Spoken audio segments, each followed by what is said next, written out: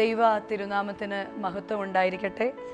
കർത്താവിൽ പ്രിയ മാതാപിതാക്കളെ, സഹോദരി സഹോദരങ്ങളെ, ക്രിസ്തു യേശുവിന് ഏറ്റവും പ്രിയങ്കരരായ കുഞ്ഞുങ്ങളെ, ഏവർക്കും ക്രിസ്തു യേശുവിൻ്റെ നിസ്തുലമായ നാമത്തിൽ സ്നേഹ വന്ദനം. പരിശുദ്ധമായ വലിയ നോമ്പ്, വെടിപ്പോടെ നോമ്പ് നോൽക്കുക എന്നത് നമ്മൾ എപ്പോഴും കേൾക്കുന്നതാണെങ്കിലും എന്തിനു വേണ്ടിയാണ് നമ്മൾ നോമ്പ് നോക്കുന്നത്? നമുക്കറിയാം, നോമ്പ് ജയത്തിൻ്റെ അടയാളവും ശത്രുവായ സാത്താൻ്റെ നേരെയുള്ള തോൽക്കാത്ത ആയുധവുമാണ്. നമ്മുടെ ജീവിതത്തിലും പ്രശ്നങ്ങളും പ്രതിസന്ധികളും രോഗങ്ങളും ദുഃഖങ്ങളും പ്രതിസന്ധികളും ഒക്കെ വരുമ്പോൾ പലപ്പോഴും വിശ്വാസ ജീവിതത്തിൽ പലപ്പോഴും തളർന്നു പോകുന്നവരാണ് നമ്മൾ. എന്നാൽ വെടിപ്പോടെ നോമ്പ് നോക്കുവാൻ അത് ജയത്തിൻ്റെ അടയാളവും ശത്രുവായ സാത്താൻ്റെ തന്ത്രങ്ങൾക്ക് നേരെയുള്ള തോക്കാത്ത ആയുധവുമാണെന്നൊക്കെ മനസ്സിലാക്കിക്കൊണ്ട് ജീവിക്കുവാൻ തക്കവണ്ണം, ഈ ലോകത്തിൻ്റെ പോരാട്ടത്തെ അതിജീവിക്കുവാൻ തക്കവണ്ണം നമുക്ക് ഓരോരുത്തർക്കും സാധിക്കുന്നുവെങ്കിൽ മാത്രമാണ് നോമ്പ് ദൈവസന്നിധിയിൽ അംഗീകരിക്കപ്പെടുന്നത്. കാരണം ഓരോ നമസ്കാരത്തിലും നമ്മൾ ചൊല്ലുന്നുണ്ട്, ആരുടെ നോമ്പാണ് അംഗീകരിക്കപ്പെടുന്നത്? നീതിമാന്മാരുടെയും പുണ്യവാന്മാരുടെയും നോമ്പിനെ കൈക്കൊണ്ടവനായ മശിഹ ഞങ്ങളുടെ നോമ്പും നമസ്കാരങ്ങളും കൈക്കൊള്ളണമേ എന്നാണ് നമ്മൾ പ്രാർത്ഥിക്കുന്നത്. അതിൽ തന്നെ വ്യക്തമാണ്, ആരും നോമ്പ് നോറ്റാൽ അല്ലെങ്കിൽ ആര് നോമ്പ് നോക്കിയാലും അത് കൈക്കൊള്ളുമെന്നല്ല. നീതിമാന്മാരുടെയും പുണ്യവാന്മാരും നോമ്പ് കാലങ്ങളിൽ അവരെ തന്നെ സൂക്ഷിച്ചതുപോലെ നമ്മളും നമ്മുടെ ജീവിതം തന്നെ ദൈവസന്നിധിയിൽ ഒരു വ്രതമാക്കി മാറ്റുവാൻ തക്കവണ്ണമുള്ള ഒരു സ്പിരിച്വൽ പ്രാക്ടീസാണ് ഓരോ നോമ്പും. ഈ നോമ്പ് നോക്കുന്നത് കൊണ്ട് എനിക്ക് എന്താണ് കിട്ടുന്നത്? നമ്മൾ ഓരോരുത്തരും എപ്പോഴും ആഗ്രഹിക്കുന്നത്, ഞാൻ ഇന്ന കാര്യം ചെയ്താൽ എനിക്ക് എന്താണ് കിട്ടുന്നത്? അതിനെക്കുറിച്ച് നമ്മൾ വലിയ ബോധവാന്മാരാണ്. എന്നാൽ കർത്താവ് നമ്മളോട് പറയുകയാണ്, പിതാക്കന്മാർ അവരുടെ പ്രാർത്ഥനയിൽ അവരറിഞ്ഞ മനസ്സിലാക്കിയ സത്യം, വെടിപ്പോടെ നോമ്പ് നോക്കുന്നവൻ്റെ തലമുറ മാലാഖമാരുടെ സംഘത്തോടൊപ്പം കലർന്നിരിക്കുന്നു എന്നാണ്. അപ്പോൾ വെടിപ്പോടെ നാം നോമ്പ് നോക്കുമ്പോൾ നമ്മുടെ തലമുറ മാലാഖമാരുടെ സംഘത്തോടൊപ്പം കലർന്നിരിക്കുകയാണ്. പലപ്പോഴും നമ്മൾ വിചാരിക്കും, ഈ ഒരു ബിസി ആയിട്ടുള്ള ഷെഡ്യൂളിൽ നോമ്പ് നോക്കാതെ പ്രാർത്ഥിച്ചാൽ പോരെ, പ്രാർത്ഥിച്ചാലും ദൈവം കേൾക്കുമല്ലോ, പിന്നെ എന്തിനാണ് നോമ്പ് നോക്കുന്നത് എന്ന് പലപ്പോഴും നമ്മൾ ചോദിക്കാറുണ്ട്. എന്നാൽ ഈ നോമ്പിൻ്റെ നമസ്കാരത്തിൽ നമ്മൾ ചൊല്ലാറുണ്ട്, പ്രാർത്ഥനയാൽ നാം ദൈവസന്നിധിയിലേക്ക് നടന്നെടുക്കുന്നുവെങ്കിൽ നോമ്പും ഉപവാസവും ആകുന്ന 2 ചിറകുകൾ കൊണ്ട് ദൈവസന്നിധിയിലേക്ക് പറന്നെടുക്കുവാനുള്ള ഒരു വിശ്വാസിക്ക് ദൈവം നൽകിയിരിക്കുന്ന അവസരമാണ് ഈ നോമ്പുകാലം. കാരണം ചെത്തി വെടിപ്പാക്കലിൻ്റെ കാലം, ഒന്ന് സർവീസ് ചെയ്യുന്ന, ഒന്ന് റിപ്പയർ ചെയ്യുന്ന ഒരു കാലം എന്നാണ് ഈ നോമ്പ് കാലത്തെ ഒരു ആധുനിക ഭാഷയിൽ പറഞ്ഞാൽ. ഏതൊരു വസ്തുവിനും റിപ്പയറിങ് ആവശ്യമാണ്, അല്ലെ? ഏതൊരു വസ്തുവിനും ഒരു സർവീസ് ആവശ്യമാണ്. അതുപോലെ നമ്മെ തന്നെ ഒന്ന് സർവീസ് ചെയ്യാൻ, ഒരു ആത്മശോധന ചെയ്യുവാൻ, ഒന്ന് റിന്യൂ ചെയ്യുക, ഒന്ന് പുതുക്കപ്പെടുത്തി എടുക്കുവാൻ ഇടയ്ക്കിടയ്ക്കുള്ള ഒരു ഓർമ്മപ്പെടുത്തലാണ് നോമ്പ്. വീണ്ടും പഴയതിലേക്ക് പോകാൻ വേണ്ടിയല്ല. It is A time of renewal, at the same time it is A time of repentance. ഇതൊരു ആത്മതപനത്തിൻ്റെ, ബോധപൂർവം പാപത്തെ തിരിച്ചറിയുകയും പാപത്തെ ആത്മതപനം ചെയ്ത് ഉപേക്ഷിക്കുകയും ചെയ്ത് റിപ്പൻറ്റ് ചെയ്ത് ദൈവസന്നിധിയിലേക്ക് കടന്നു വരുവാൻ, റിന്യൂവൽ പ്രാപിക്കുവാൻ നമുക്ക് ഓരോരുത്തർക്കും ഈ നോമ്പ് കാലം മുഖാന്തരമായി തീരുന്നുവെങ്കിൽ മാത്രമാണ് നോമ്പ് എൻ്റെ തലമുറയുടെ മുൻപിൽ മാതൃകയുള്ളതായി തീരുന്നത്. സങ്കീർത്തനക്കാരൻ 119 സങ്കീർത്തനത്തിൻ്റെ 54 വാക്യത്തിൽ പറയുന്നുണ്ട്, ഞാൻ പരദേശിയായി പാർക്കുന്ന വീട്ടിൽ നിന്റെ ചട്ടങ്ങൾ എൻ്റെ കീർത്തനം ആകുന്നു. ഞാൻ പരദേശിയായി പാർക്കുന്ന വീട്ടിൽ നിന്റെ ചട്ടങ്ങൾ എനിക്ക് കീർത്തനങ്ങളാകണം. നമ്മൾ ഓരോരുത്തരും ഈ ഭൂമിയിൽ അന്യന്മാരും പരദേശികളുമാണ്. ഈ ഭൂമിയിലേക്ക് നമ്മൾ വന്നപ്പോൾ യാതൊന്നും കൊണ്ടുവന്നിട്ടുമില്ല. ഈ ഭൂമിയിൽ നിന്ന് നമ്മൾ തിരികെ പോകുമ്പോൾ യാതൊന്നും കൊണ്ടുപോകുകയുമില്ല എന്ന് നമുക്ക് ഓരോരുത്തർക്കും വ്യക്തമായ കാര്യമാണ്. എന്നാൽ ഈ പരദേശിയായിട്ട് പാർക്കുന്ന വീട്ടിൽ നിന്റെ ചട്ടങ്ങൾ എനിക്ക് കീർത്തനങ്ങളായിരിക്കണം. ദൈവീക ചട്ടങ്ങൾ എനിക്ക് കീർത്തനങ്ങളായിട്ട് എൻ്റെ തലമുറയുടെ മുൻപിൽ കാണിച്ചു കൊടുക്കാൻ സാധിക്കുന്നുണ്ടോ? അതോ ഭൗതികമായിട്ട് മറ്റുള്ളവരുടെ മുൻപിൽ ഞാനൊരു നോമ്പുകാരനും എൻ്റെ ഉള്ളിൽ നോമ്പിൻ്റെതായ ഒരു ചെത്തി വെടിപ്പാക്കലുകളും ഒരു മാറ്റവും ഒന്നും ഉണ്ടാകുന്നില്ല എങ്കിൽ, മാനസാന്തരവും മാനസാന്തരത്തിന് യോഗ്യമായ ഫലം കായ്ക്കലും ഒരു രൂപാന്തരവും ഒന്നും തന്നെ എന്നിൽ ഉണ്ടാകുന്നില്ല എങ്കിൽ, എന്താണ് ഈ പരദേശിയായി പാർക്കുന്ന ഈ വീട്ടിൽ ദൈവത്തിൻ്റെ ചട്ടങ്ങൾ എങ്ങനെയാണ് എൻ്റെ ജീവിതത്തിൽ എൻ്റെ തലമുറയുടെ മുൻപിൽ കാണിച്ചു കൊടുക്കാൻ സാധിക്കുന്നത്? നമ്മളെല്ലാം ഈ തലമുറയെക്കുറിച്ച് ഓർത്ത് ഏറെ ഭാരപ്പെടുന്നവരാണ്. ഈ തലമുറയ്ക്ക് എന്ത് സംഭവിക്കുന്നോർത്ത് ഏറെ സങ്കടപ്പെടുന്നവരാണ്.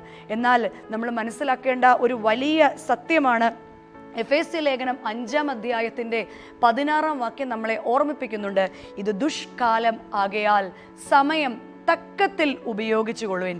എഫേസ്യ ലേഖനം 5-ാം അധ്യായത്തിൻ്റെ 16-ാം വാക്യം പറയുകയാണ്, ഇത് ദുഷ്കാലമാകയാൽ സമയം തക്കത്തിൽ ഉപയോഗിച്ചുകൊള്ളുവിൻ.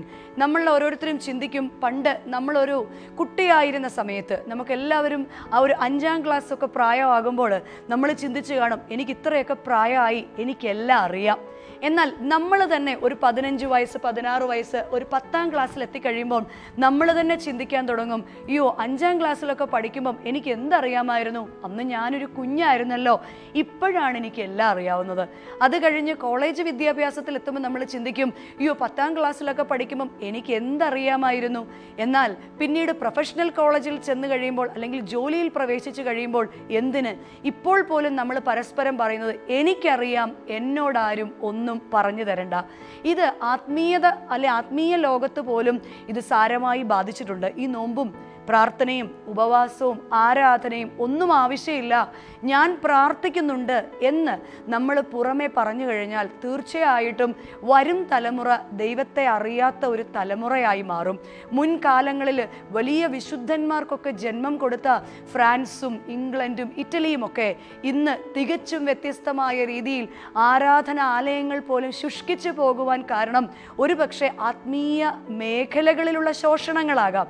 അതുപോലെ നമ്മുടെ തലമുറയെ ദൈവം അറിയുന്ന കുഞ്ഞുങ്ങളാകുവാൻ, ദൈവത്തെ അറിയുന്ന കുഞ്ഞുങ്ങളാകുവാൻ ഈ നോമ്പ് കാലത്ത് മാതാപിതാക്കൾ ഒരുക്കത്തോടുകൂടി നോമ്പ് നോക്കുന്നത് നമ്മുടെ കുഞ്ഞുങ്ങൾ കാണണം. കാരണം ഇത് ദുഷ്കാലമാണ്. ഈ ദുഷ്കാലത്തിൽ സമയം തക്കത്തിൽ ഉപയോഗിക്കണം. കാരണം എഫേസ്യ ലേഖനം 5 വാക്യം പറയുകയാണ്, ആകയാൽ സൂക്ഷ്മത്തോടെ അജ്ഞാനികളായിട്ടല്ല ജ്ഞാനികളായിട്ടത്രേ നടപ്പാൻ നോക്കുവേൻ. ആകയാൽ ഇത് ദുഷ്കാലമാണ്. ഈ കാലഘട്ടത്തിൽ അജ്ഞാനികളായിട്ടല്ല ജ്ഞാനികളായിട്ടത്രേ നടക്കാൻ നോക്കേണ്ടത്.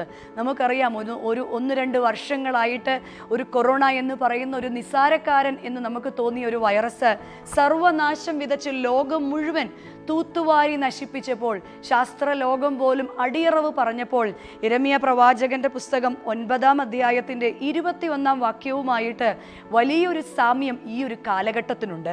യിരെമ്യാ പ്രവാചകന്റെ പുസ്തകം 9-ാം അധ്യായത്തിൻ്റെ 21-ാം വേദഭാഗം പറയുകയാണ്, വിശാല സ്ഥലത്തു നിന്ന് പൈതങ്ങളെയും വീഥികളിൽ നിന്ന് യുവാക്കളെയും ഛേദിച്ചു കളയേണ്ടതിന് മരണം നമ്മുടെ കിളിവാതിലുകളിൽ കൂടി കയറി നമ്മുടെ അരമനകളിലേക്ക് പ്രവേശിച്ചിരിക്കുന്നു. മനുഷ്യരുടെ ശവങ്ങൾ വയലിലെ ചാണകം പോലെയും കൊയ്ത്തുകാരൻ്റെ പിമ്പിലെ അരിപ്പിടി പോലെയും വീഴും, ആരും അവയെ കൂട്ടിച്ചേർക്കുകയില്ല എന്ന് യഹോവയുടെ അരുളപ്പാട് എന്ന് പറയുക. തികച്ചും ഈ കാലഘട്ടവുമായിട്ട് വളരെ ഒരു സാമ്യമാണ്. വിശാല സ്ഥലത്ത് നിന്ന് പ്രായഭേദമന്യേ അനേകർ, നമ്മുടെ പ്രിയപ്പെട്ടവർ, അനേക ജ്ഞാനമുള്ളവർ, അറിവുള്ളവർ, ദൈവഭക്തർ അല്ലാത്തവർ, രാഷ്ട്രീയ നേതാക്കന്മാർ, ലോകം കണ്ട പ്രശസ്തർ പലരും മാറ്റപ്പെട്ടപ്പോൾ വയലിലെ ചാണകം പോലെ ശവകൂമ്പാരങ്ങൾ വീണിരുന്ന സമയത്ത് പോലും ദൈവമേ, ഈ ഒരു കാലഘട്ടം ഒരു ദുഷ്കാലഘട്ടമാണ്. നമ്മളെ ഓരോരുത്തരെയും ഒരിക്കൽ കൂടി ഭൂമിയുടെ മുഖത്ത് നിർത്തിയിരിക്കുകയാണ്. വിശുദ്ധ ലൂക്കോസിന്റെ സുവിശേഷം 13-ാം അധ്യായത്തിൽ ശ്ലീഹ പറയുന്നുണ്ട്, കാര്യവിചാരകനോട് ഈ മരത്തെ, ഈ അത്തിയെ വെട്ടിമാറ്റുക എന്ന് യജമാനൻ വന്ന് പറയുമ്പോൾ 1 വർഷം കൂടി നിൽക്കട്ടെ, അത് കായ്ച്ചെങ്കിലോ ഞാനതിന് തടമെടുക്കാം, ഞാനതിന് വളമിടാം, ഞാനതിന് വെള്ളം കോരാം എന്ന് പറയുന്ന ഒരു കർത്താവിനെ നമുക്ക്, ഒരു യജമാനനെ, ഒരു കാര്യസ്ഥനെ നമുക്കവിടെ കാണാൻ സാധിക്കും. പ്രിയമുള്ള വിശ്വാസികളുടെ സമൂഹമേ, ഇന്ന് കർത്താവ് നമ്മളോട് പറയുന്നത്, ഒരു നോമ്പ് കാലം കൂടെ നിന്റെ ജീവിതത്തിൽ തരുമ്പോൾ വെട്ടിമാറ്റുന്നതിന് മുൻപ് ഒന്ന് തടമെടുക്കാൻ, ഒന്ന് വെള്ളം കോരിയുവാൻ, ഒന്ന് വളമിടാൻ എനിക്ക് ആത്മീകമായിട്ട് എൻ്റെ ആത്മാവിന്, എനിക്ക് നൽകിയിരിക്കുന്ന ജീവിതത്തിന്, എൻ്റെ കുടുംബത്തിന്, ഞാൻ ആയിരിക്കുന്ന അവസ്ഥയിൽ എന്നെ തന്നെ ഒന്ന് ചെത്തി വെടിപ്പാക്കാൻ കർത്താവെ നിൻ്റെ കയ്യിലേക്ക് ഏൽപ്പിക്കുന്നു. എൻ്റെ കുടുംബത്തെ ആയിരിക്കുന്ന അവസ്ഥയിൽ ഞങ്ങളുടെ കുറവുകളെ അറിയുന്നവനായ ദൈവമേ, ഞങ്ങളുടെ സങ്കടങ്ങളെ അറിയുന്നവനായ ദൈവമേ, ഞങ്ങളുടെ പ്രതിസന്ധികളെ അറിയുന്നവനായ ദൈവമേ, ഞങ്ങളുടെ വഴക്കുകളെ അറിയുന്നവനായ ദൈവമേ, കലഹങ്ങൾ ഒഴിയാത്ത ഞങ്ങളുടെ ഭവനങ്ങളെ അവിടുന്നൊന്ന് ഇറങ്ങി വന്ന് അവിടുത്തെ ജീവനദിയിൽ നിന്ന് ഞങ്ങളെ തന്നെ ഒന്ന് നനയ്ക്കണമേ. ഞങ്ങളുടെ അഹങ്കാരങ്ങൾ, ഞങ്ങളുടെ ഞാനെന്ന ഭാവങ്ങൾ, ഞങ്ങളുടെ ധാർഷ്ട്യങ്ങൾ, എന്തൊക്കെയോ ഉണ്ട് എന്നുള്ള ഞങ്ങളുടെ തോന്നലുകളെ കർത്താവ് ഒന്ന് വെട്ടി ഒതുക്കണമേ. കാരണം അവിടത്തേക്ക് മനസ്സാകുന്നുവെങ്കിൽ സുഖപ്പെടാം എന്ന് പറയുന്ന ആ ഒരു രോഗിയെപ്പോലെ കർത്താവെ മനസ്സാകണമേ. ഞങ്ങളുടെ ഉള്ളിലെ ഞാനെന്ന ഭാവത്തെയൊക്കെ ഒന്ന് മാറ്റിയിട്ട് ഈ നോമ്പ് കാലത്തിൽ ഒരു പുതുക്കത്തിൻ്റെ ആത്മാവ് നമ്മുടെ ഓരോരുത്തരുടെയും ജീവിതത്തിൽ ഉണ്ടായില്ല എങ്കിൽ ഈ ഒരു കാലത്തെ പോലെ ഒരു കാലം നേരിട്ട് കാണുവാൻ ഈ കഴിഞ്ഞ തലമുറകൾക്കൊന്നും സാധിച്ചിട്ടില്ല. എന്നാൽ നമ്മൾ ഈ ഒരു കാലം കണ്ടിട്ട് വീണ്ടും പറയുകയാണ്. ജെറമ്യാ പ്രവാചകന്റെ പുസ്തകം 9-ാം അധ്യായത്തിൽ തന്നെ അതിൻ്റെ ബാക്കിയുള്ള വാക്യങ്ങൾ 23-ാം വാക്യം പറയുകയാണ്. യഹോവ പറയുകയാണ് ഈ കാലഘട്ടത്തിൽ എന്താണ് ചെയ്യേണ്ടത്. യഹോവ അരുളി ചെയ്യുന്നു, ജ്ഞാനി തൻ്റെ ജ്ഞാനത്തിൽ പ്രശംസിക്കരുത്, ബലവാൻ തൻ്റെ ബലത്തിൽ പ്രശംസിക്കരുത്, ധനവാൻ തൻ്റെ ധനത്തിലും പ്രശംസിക്കരുത്. പ്രശംസിക്കുന്നവനോ യഹോവയായ ഞാൻ ഭൂമിയിൽ ദയയും ന്യായവും നീതിയും പ്രവർത്തിക്കുന്നു എന്നിങ്ങനെ ഗ്രഹിക്കുന്നതിൽ തന്നെ പ്രശംസിപ്പിൻ. നമ്മളോട് ഓരോരുത്തരോടുമായിട്ട് ഈ സന്ധ്യയിൽ കർത്താവ് പറയാ, നോമ്പിൻ്റെ അനുഭവത്തിൽ കൂടി കടന്നു പോകുന്ന വിശ്വാസികളുടെ സമൂഹമേ, ധനവാനാണ് നീ എന്ന് തോന്നുന്നുവെങ്കിൽ നിന്റെ ധനത്തിൽ നീ പ്രശംസിക്കരുത്. ജ്ഞാനിയാണെന്ന് നിനക്ക് തോന്നുന്നുവെങ്കിൽ നിന്റെ ജ്ഞാനത്തിൽ നീ പ്രശംസിക്കരുത്. ബലവാനാണെന്ന് നിനക്ക് തോന്നുന്നുവെങ്കിൽ നിന്റെ ബലത്തിലും നീ പ്രശംസിക്കരുത്. പ്രശംസിക്കുന്നുവെങ്കിലോ നിന്റെ ദൈവമായ കർത്താവിൽ മാത്രം നീ പ്രശംസിക്കുക. നീ യഹോവയായ ഞാൻ ഭൂമിയിൽ ദയയും ന്യായവും നീതിയും പ്രവർത്തിക്കുന്നത്. അവൻ്റെ ദയയിലും അവൻ്റെ ന്യായത്തിലും അവൻ്റെ നീതിയിലും അതിൽ തന്നെ പ്രശംസിക്കാൻ അല്ലാതെ ഈ ഭൂമിയിൽ ഒന്നുമില്ല. എന്നാൽ ഈ നോമ്പ് കാലത്തിൽ എവിടെയാണ് എനിക്കൊരു ശോധന? പരദേശിയായിട്ട് ഞാൻ ഈ പാർക്കുന്ന ഈ വീട്ടിൽ നിന്റെ ചട്ടങ്ങൾ എപ്പോഴാണ് എനിക്ക് കീർത്തനങ്ങളല്ലാതെ പോകുന്നത്? ഏതൊരവസ്ഥയിലാണ്? നോമ്പ് കാലത്തിൽ നമ്മൾ പഠിക്കേണ്ട ഒന്നാമത്തെ പാഠം പ്രകോപനങ്ങളെ എങ്ങനെ തൻ്റെ ജീവിതത്തിൽ നേരിടാൻ സാധിക്കും. 2, പ്രലോഭനങ്ങളെ എൻ്റെ ജീവിതത്തിൽ എങ്ങനെ അതിജീവിക്കാൻ സാധിക്കണം. 3, പ്രതീക്ഷകൾക്കൊത്ത് എങ്ങനെ വളരാൻ സാധിക്കണം. പ്രകോപനങ്ങളും പ്രലോഭനങ്ങളും പ്രതീക്ഷകളും ഒക്കെയുള്ളൊരു ലോകമാണ്. വരും തലമുറയെക്കുറിച്ചും നമ്മുടെ ഭാവി കാര്യങ്ങളെക്കുറിച്ചും ഒക്കെ നമുക്ക് വലിയ വലിയ ആശങ്കകളും വലിയ ചോദ്യങ്ങളൊക്കെ നമ്മുടെ മനസ്സിലുണ്ട്. അതിൽ ഒന്നാമതായിട്ട് നമ്മൾ പാലിക്കേണ്ടത് പരീക്ഷണങ്ങളിൽ ജയിക്കാൻ നാം നമ്മെ തന്നെ ഒരുക്കേണ്ടിയിരിക്കുന്നു. ഈ കാലഘട്ടത്തിൽ പരീക്ഷണങ്ങളെ ജയിച്ചതിൽ ഏറ്റവും ഉത്തമ മാതൃക യേശു തമ്പുരാൻ തന്നെയാണ്. നോമ്പ് കാലത്ത് എങ്ങനെ ആയിരിക്കണമെന്ന് കർത്താവ് തന്നെ പഠിപ്പിക്കുകയാണ്. ഈ നോമ്പ് കാലത്ത് കർത്താവ് ആരാണ് യേശു തമ്പുരാൻ എന്ന് അറിഞ്ഞിട്ട് മാത്രമേ ആഗൽക്കർസായെ ജയിച്ചവൻ എന്ന് നമുക്ക് പറയാൻ സാധിക്കുകയുള്ളൂ. നമുക്കറിയാം, ദൈവത്തിൻ്റെ വലതുഭാഗത്തിരിക്കുന്ന പുത്രൻ ഭൂമിയിലേക്ക് ഇറങ്ങി വന്ന് കന്യകയുടെ ഉദരത്തിൽ ജനിച്ച് കാൽവരി ക്രൂശിൽ നമുക്ക് വേണ്ടി മരിച്ചു എന്നൊക്കെ. എന്നാലും ലോകത്തിൽ വലിയൊരു ചോദ്യമാണ്, ആരാണ് യേശു? ഇന്ന് ഒരു ചോദ്യം ചോദിച്ചെങ്കിൽ എന്നെ നോക്കുക, ഞാനാണ് യേശു എന്ന് പറയുവാൻ തക്കവണ്ണം സ്ലീഹന്മാർ നടന്നു പോയപ്പോൾ അവരുടെ നിഴല് പോലും ഏറ്റവർ സൗഖ്യപ്പെട്ടു. കാരണം എന്തായിരുന്നു? ആ നിഴൽ ക്രിസ്തുവായിരുന്നു. ആ നിഴൽ ക്രിസ്തുവിൻ്റേതായിരുന്നു. ഈ കാലഘട്ടത്തിൽ യേശുവിനു വേണ്ടി ജീവിക്കുവാൻ, പരീക്ഷണങ്ങളെ അതിജീവിക്കുവാൻ എനിക്കും നിങ്ങൾക്കും സാധിക്കുന്നുവെങ്കിൽ മാത്രമേ ഞാനും നിങ്ങളും ക്രിസ്തുവായി മാറാൻ സാധിക്കുകയുള്ളൂ. ദാവീദ് 2 ശമൂവേൽ പുസ്തകം 7-ാം അധ്യായം 29-ാം വാക്യത്തിൽ പറയുന്നുണ്ട്, ആകയാൽ അടിയന്റെ ഗൃഹവും ഇതാ അവിടുത്തെ തിരുമുൻപാകെ ഇരിക്കുന്നു, അടിയങ്ങളോട് പ്രസാദം തോന്നി അനുഗ്രഹിക്കണമേ എന്ന്. ഈ പരീക്ഷണങ്ങളുള്ള കാലഘട്ടത്തിൽ ഭവനത്തിൽ ഒട്ടേറെ പരീക്ഷണങ്ങളുണ്ട്. അലറുന്ന സിംഹത്തെ പോലെ ആരെ വിഴുങ്ങേണ്ടു എന്ന് പറഞ്ഞ് പല പ്രശ്നങ്ങളും നമ്മുടെ ഭവനത്തിലുണ്ട്. എന്നാൽ ദാവീദിനെ പോലെ പൂർണ്ണമായിട്ടും നമ്മുടെ കർത്താവിൻ്റെ തിരുസന്നിധിയിൽ നമുക്ക് നമ്മുടെ കുടുംബങ്ങളെ സമർപ്പിക്കുക. ആകയാൽ അടിയൻ്റെ ഗൃഹവും ഇതാ അവിടുത്തെ തിരുമുൻപാകെ ഇരിക്കുന്നു എന്ന് പറയാൻ നമുക്ക് സാധിക്കണം. എന്നിട്ട് ആരുടെ മുഖത്തേക്കാണ് നമ്മൾ നോക്കേണ്ടത്? എബ്രായ ലേഖനം 12-ാം അധ്യായത്തിൻ്റെ 2-ാം വാക്യം പറയുകയാണ്, വിശ്വാസത്തിൻ്റെ നായകനും പൂർത്തി വരുത്തുന്നവനുമായ യേശുവിനെ നോക്കുക. തൻ്റെ മുൻപിൽ വെച്ചിരിക്കുന്ന സന്തോഷമോർത്ത് അവൻ അപമാനം അലക്ഷ്യമാക്കി ക്രൂശിനെ സഹിക്കുകയും ദൈവസിംഹാസനത്തിൻ്റെ വലതുഭാഗത്ത് ഇരിക്കുകയും ചെയ്തു. വിശ്വാസത്തിൻ്റെ നായകനും പൂർത്തി വരുത്തുന്നവനുമായ യേശുവിനെ നോക്കുവിൻ. നമ്മളോടും ഈ സന്ധ്യയിൽ പറയുകയാണ്, നമ്മുടെ ജീവിതത്തിൽ പരീക്ഷണങ്ങളുണ്ട്, നമ്മുടെ ജീവിതത്തിൽ പ്രലോഭനങ്ങളുണ്ട്, നമ്മുടെ ജീവിതത്തിൽ അനേകം പ്രതീക്ഷകളുണ്ട്.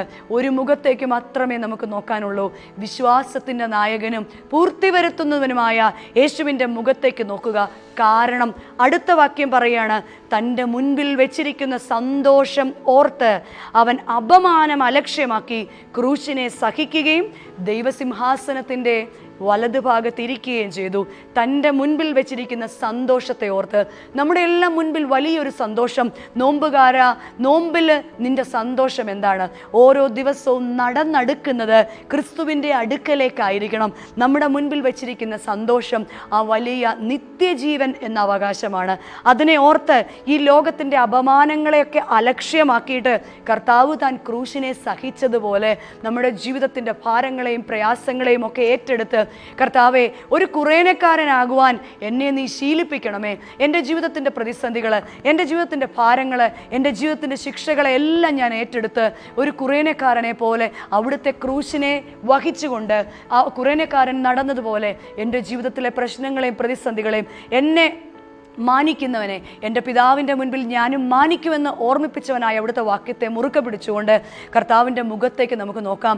കാരണം ദൈവത്തെ അന്വേഷിക്കുന്നവൻ്റെ ഭാരങ്ങളും പ്രയാസങ്ങളും ലഘുവായും ചുരുക്കമായും അല്ല എന്നും, മറിച്ച് തന്നെത്താൻ കുരിശെടുത്ത് എൻ്റെ പിന്നാലെ നടക്കുവിനെന്ന് പറഞ്ഞ കർത്താവെ, അവിടുത്തെ പോലെ കുരിശ് വഹിപ്പാൻ ഞങ്ങളുടെ ജീവിതത്തിൽ തന്നിരിക്കുന്ന കുരിശുകളെ, സഹനങ്ങളെല്ലാം ദൈവസന്നിധിയിൽ നമുക്ക് സമർപ്പിക്കാം. എന്നാൽ പലപ്പോഴും നമുക്ക് സഹിക്കാൻ പറ്റാത്തതിൻ്റെ കാരണം എന്താണെന്നറിയോ?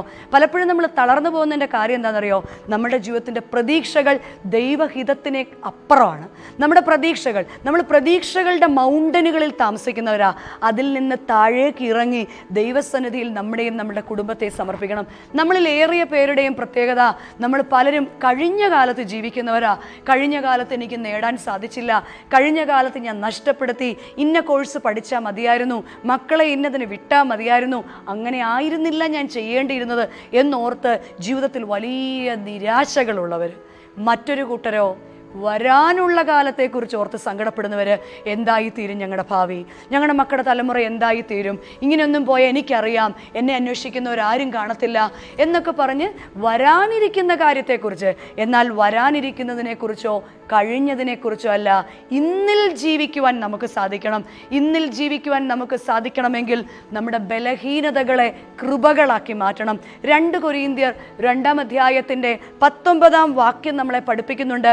ബലഹീനതകളിൽ നിന്റെ കൃപ മതി എന്ന് പറയുന്ന പൗലോസ് ശ്ലീഹായെ നമുക്ക് അവിടെ കാണാൻ സാധിക്കും. കഷ്ടമോ നഷ്ടമോ രോഗമോ പീഡയോ വാളോ എന്ത് പ്രതിസന്ധി തന്നെ വന്നോട്ടെ, ഏത് പ്രതിസന്ധി വന്നാലും ബലഹീനതയെ തികഞ്ഞു വരുവാൻ ദൈവത്തിൻ്റെ കൃപ മതി.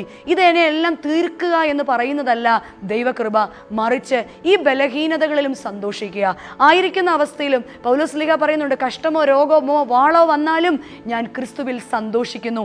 എപ്പോഴും സന്തോഷിപ്പിൻ, ഉണർന്നിരുന്ന് പ്രാർത്ഥിപ്പിൻ. കാരണം ഇവയെ അതിജീവിപ്പാൻ ദൈവകൃപയ്ക്ക് മാത്രമാണ് സാധിക്കുന്നത്. കാരണം വിശുദ്ധ വലിയ നോമ്പിൽ, വിശുദ്ധ മത്തായിയുടെ സുവിശേഷം 4-ാം അധ്യായത്തിൽ നമുക്ക് കാണാൻ സാധിക്കും യേശു തമ്പുരാൻ നോമ്പ് നോക്കുന്നത്.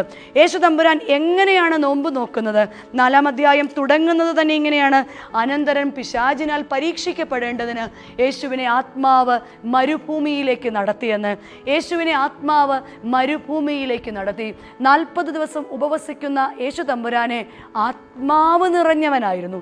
പരീക്ഷണങ്ങളിൽ അതിജീവിക്കാൻ കർത്താവിന് സാധിച്ചത് ആത്മാവിൻ്റെ കൃപകൾ നിറഞ്ഞതുകൊണ്ടാണ്. ഇന്നും യേശു തമ്പുരാൻ അന്ന് അനുഭവിച്ച അതേ പരീക്ഷണങ്ങൾ തന്നെയാണ് സാത്താൻ ഇന്നും നമ്മളെ ചുറ്റിക്കുന്നത്. ഒന്നാമതായിട്ട് സാത്താൻ ചോദിച്ചത് ഈ കല്ലിനെ അപ്പമാക്കാൻ സാധിക്കുമോ എന്നാണ്. രണ്ടാമത് ചോദിച്ചത് ഈ ഗോപുരത്തിൻ്റെ മുകളിൽ നിന്ന് ദൈവപുത്രനാണെങ്കിൽ താഴോട്ട് ചാടാൻ സാധിക്കുമെന്നാണ്. മൂന്നാമത് പറഞ്ഞത് നീ എന്നെ വീണ് നമസ്കരിച്ചാൽ ഞാനിതെല്ലാം നിനക്ക് തരാമെന്നാണ്. ഇന്നും ഇതേ പരീക്ഷണങ്ങൾ തന്നെയാണ് ആവർത്തിക്കുന്നത്. എന്നാൽ ഈ പരീക്ഷണങ്ങളിൽ വിജയിക്കാൻ സാധിക്കാത്തത് നമ്മൾ മനസ്സിലാക്കേണ്ട സത്യം, നോമ്പുകാരാണ്. പക്ഷെ കൃപയിലാണോ നോമ്പ് അനുഷ്ഠിക്കുന്നത്? ഭക്ഷണത്തെ വെടിഞ്ഞു നോമ്പ് നോക്കുന്നത് മാത്രമല്ല നോമ്പ്, മറിച്ച് ഭക്ഷണത്തോടൊപ്പം തന്നെ വായെ നിയന്ത്രിക്കാൻ സാധിക്കുന്നുണ്ടോ? ആത്മവിചാരങ്ങളെ നിയന്ത്രിക്കാൻ എനിക്ക് സാധിക്കുന്നുണ്ടോ? ആഗ്രഹങ്ങളെ നിയന്ത്രിക്കാൻ എനിക്ക് സാധിക്കുന്നുണ്ടോ?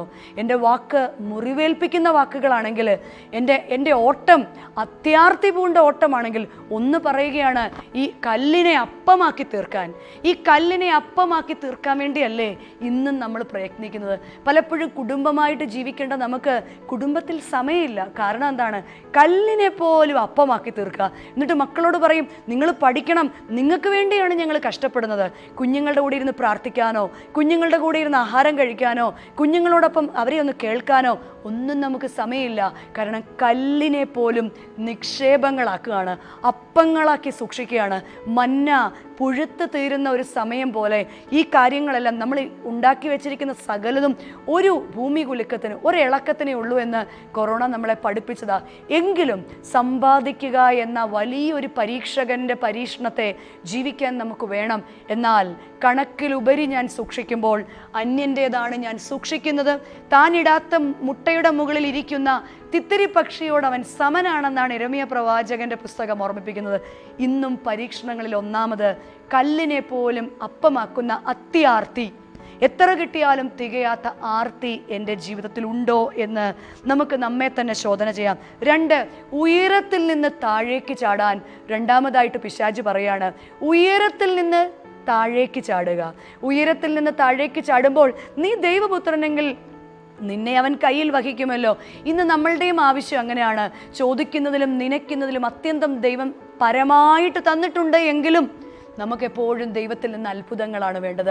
കണ്ടീഷണൽ സ്നേഹമാണ്. എന്നാൽ ദൈവസ്നേഹത്തെ തന്നെ പറയുന്നത് അഗാപ്പേ എന്നാണ്. തമ്പുരാൻ അതിനെയും അതിജീവിക്കുകയാണ്.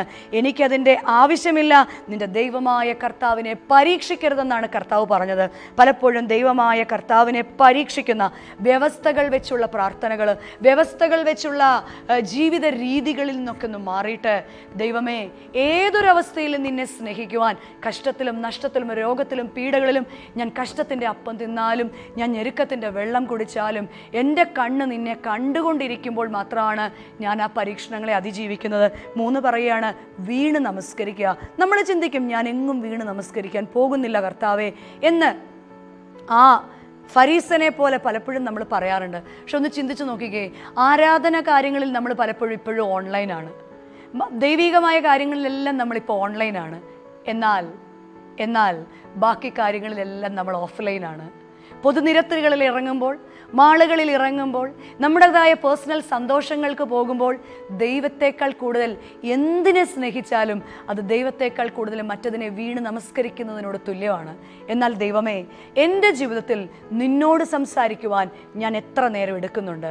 എൻ്റെ തലമുറയുടെ മുൻപിൽ എനിക്ക് പ്രാർത്ഥിപ്പാൻ, എനിക്ക് ധ്യാനിപ്പാൻ, എനിക്ക് ഒന്നിച്ചിരുന്ന് ആഹാരം കഴിക്കുവാൻ, കുടുംബ പ്രാർത്ഥന നടത്താൻ എനിക്ക് സാധിക്കുന്നുണ്ടോ? പ്രിയമുള്ളവരെ, നാം മനസ്സിലാക്കണം, പ്രാർത്ഥിക്കുന്ന മാതാപിതാക്കളുടെ മക്കൾ എല്ലാം തന്നെ കൃപയുള്ള മക്കളായിട്ട് പിന്നീട് നമ്മൾ കണ്ടിട്ടുണ്ട്. ദൈവത്തോട് ആലോചന ചോദിക്കുന്ന മാതാപിതാക്കളുടെ മക്കളെല്ലാം തന്നെ, തലമുറയെല്ലാം തന്നെ അനുസരണമുള്ള മക്കളായിട്ട് നമ്മൾ കണ്ടിട്ടുണ്ട്. വീണ്ടും ദൈവത്തിൻ്റെ കയ്യിൽ നിന്ന് ലഭിക്കുന്ന എല്ലാ ശോധനകളെയും പിടിച്ചു നിന്ന് വിശ്വാസത്തിൽ അതിജീവിക്കുന്ന മാതാപിതാക്കളുടെ മക്കളെല്ലാം തന്നെ അനുസരണമുള്ള മക്കളായിട്ട് നമ്മൾ കണ്ടിട്ടുണ്ട്. ചെറിയൊരു അസ്വസ്ഥത വരുമ്പോഴത്തേക്കും ദൈവത്തെ തള്ളിപ്പറയുന്ന നമ്മളുടെ മക്കൾ ആവരുത് അവർ. മറിച്ച് പ്രാർത്ഥിക്കുകയും ദൈവത്തോട് ആലോചന ചോദിക്കുകയും ആയിരിക്കുന്ന അവസ്ഥയുടെ പരീക്ഷണങ്ങളെ അതിജീവിക്കുകയും ചെയ്യുവാൻ ഒന്നാമതായിട്ട് ഈ നോമ്പുകാലത്ത് നമുക്ക് സാധിക്കണം. രണ്ടാമതായി നാം ഓരോരുത്തരും ക്രിസ്തുവിന് പത്രങ്ങളായി തീരണം, ക്രിസ്തുവിൻ്റെ പത്രങ്ങളായി തീരണം. കൊരീന്ത്യ ലേഖനം 2 കൊരീന്ത്യർ 3-ാം അധ്യായത്തിൻ്റെ 2 മുതലുള്ള വാക്യങ്ങളിൽ ശ്ലീഹ പറയുന്നുണ്ട്, നിങ്ങൾ ക്രിസ്തുവിൻ്റെ പത്രമാകുന്നു. പത്രം എന്ന് പറയുമ്പോൾ തന്നെ നമുക്കറിയാം വളരെ സുതാര്യമാണ്. It is very purposeful, it is very attractive, ആരെയും ആകർഷിക്കുന്ന, ഇറ്റ് ഈസ് വെരി ട്രാൻസ്പെറൻറ്റ്, ആർക്കും മനസ്സിലാകുന്ന ഒരു പത്രം. നാം ഇന്ന് ജീവിക്കുന്ന ക്രിസ്തുവിൻ്റെ പത്രമായി തീരണം. ക്രിസ്തു എവിടെയെന്ന് ചോദിക്കുമ്പോൾ ഇതാ ഞാൻ എന്ന് പറയണം. കാരണം എന്താണ്? വിശ്വാസത്തിൻ്റെ നായകനും പൂർത്തി വരുത്തുന്നവനുമായ ക്രിസ്തു തമ്പുരാൻ ദൈവരാജ്യത്തിൻ്റെ പത്രമായിരുന്നു. ദൈവരാജ്യത്തിൻ്റെ പത്രമായിരുന്നു. എൻ്റെ പിതാവിൻ്റെ ഭവനത്തിൽ അനേക വാസസ്ഥലമുണ്ടെന്നും ഞാൻ നിങ്ങൾക്ക് കാര്യസ്ഥനായിട്ട് പരിശുദ്ധാത്മാവിനെ നൽകാമെന്നും അങ്ങനെ ദൈവരാജ്യത്തിൻ്റെ മർമ്മങ്ങൾ കടുകുമണിയായും മുത്തുകളായും ഒക്കെ പുളിച്ച മാവായും ഒക്കെ കർത്താവ് നമ്മളെ പഠിപ്പിച്ചുവെങ്കിൽ ദൈവരാജ്യത്തിൻ്റെ മർമ്മങ്ങളെ അടങ്ങിയിരിക്കുന്ന ക്രിസ്തുവിനെ പരിശുദ്ധ കുർബാനയിൽ സ്വീകരിക്കുന്ന നാം ഓരോരുത്തരും ക്രിസ്തുവിന് പത്രമായി തീരണം. ദൈവരാജ്യം ഭൂമിയിൽ സ്ഥാപിക്കുവാൻ ഇനി നമ്മളാണ് ഉത്തരവാദിത്തപ്പെട്ടവർ. ക്രിസ്തുവിൻ്റെ പത്രം 2 കൊരിന്ത്യർ 3-ാം അധ്യായത്തിൻ്റെ 3-ാം വാക്യം പറയുകയാണ്, സകല മനുഷ്യരും അറിയുന്നതും വായിക്കുന്നതുമായ പത്രം.